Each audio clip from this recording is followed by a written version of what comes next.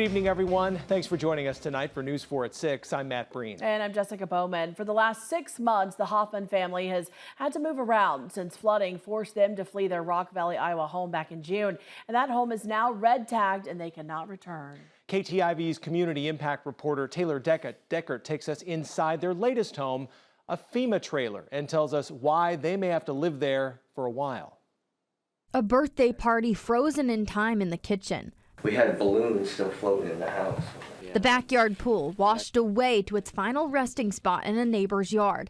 The foundation shifted like the rest of the block, leaning away from the river, bent but still standing. I literally watched a log the size of a car float down Main Street and bounce off one of the poles. It's a hard reality to face for the Hoffman family of 4. The water reached 3 feet high on the walls in the family's home on Main Street. All my furniture and everything that I tried to save, the washer and dryer, it was all gone.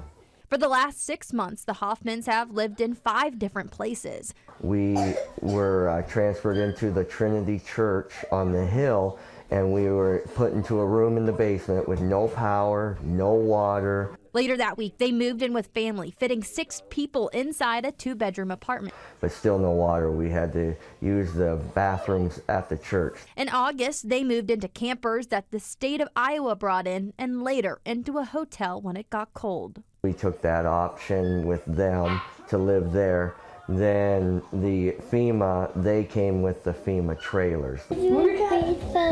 Last weekend, the Hoffman household made the move inside their latest home, a FEMA trailer.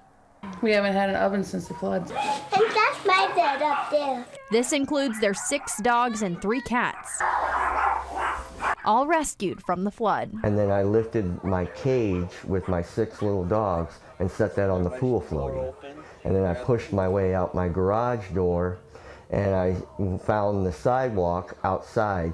At that point, the water was to my shoulder. The question of what comes next is always looming, with a move-out date on the FEMA trailer for December 26, 2025.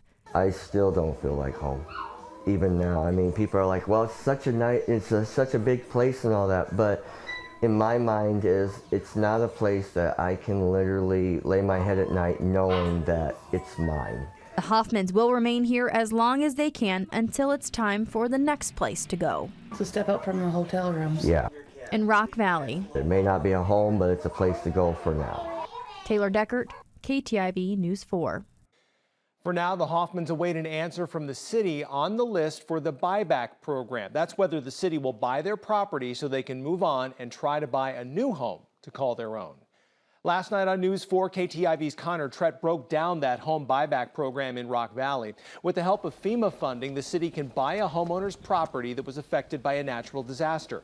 Around 120 Rock Valley homes are eligible for the program. To learn more about it and to watch Connor's story, just check it out at KTIV.com. And now we turn our attention to